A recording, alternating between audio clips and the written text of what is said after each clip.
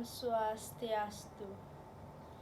Perkenalkan, nama saya Nikadek Kirana Iswari Dewi dari kelas 12 IPS 2 nomor absen 30. Di video kali ini, saya akan membahas mengenai ketimpangan sosial.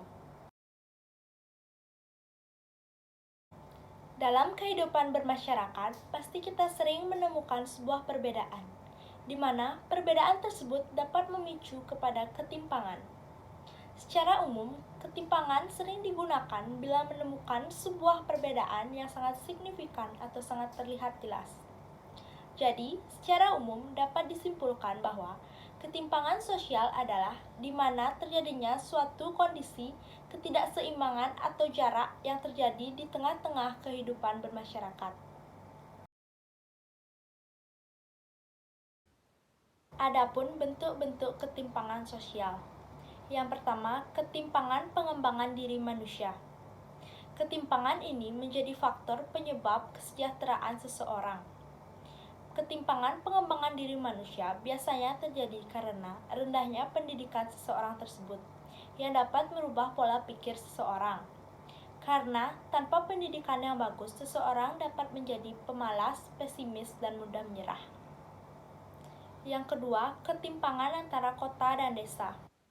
Ketimpangan antara kota dan desa terlihat sangat jelas, mulai dari infrastruktur di kota yang lebih masif dan cepat.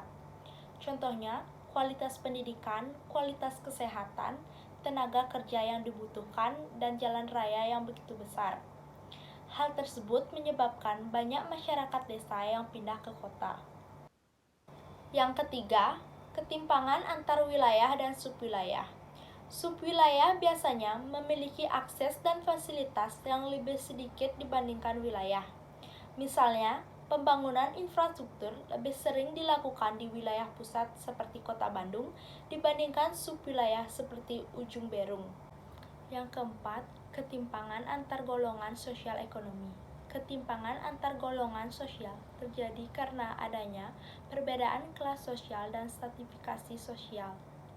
Misalnya, fasilitas kesehatan dan pendidikan masyarakat kelas atas dan masyarakat kelas bawah.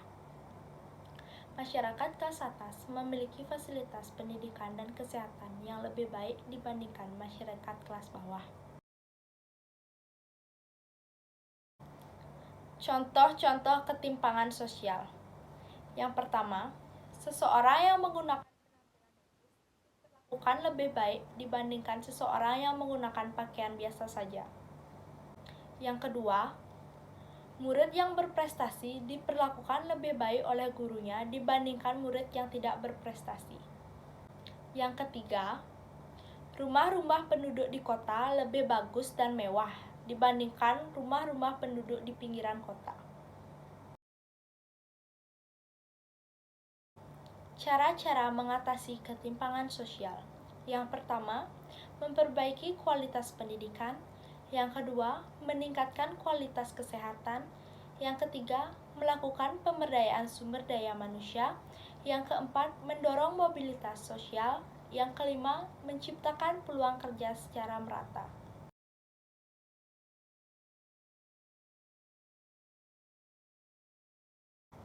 Sekian yang dapat saya jelaskan. Mohon maaf apabila saya tutup dengan Parama Santi.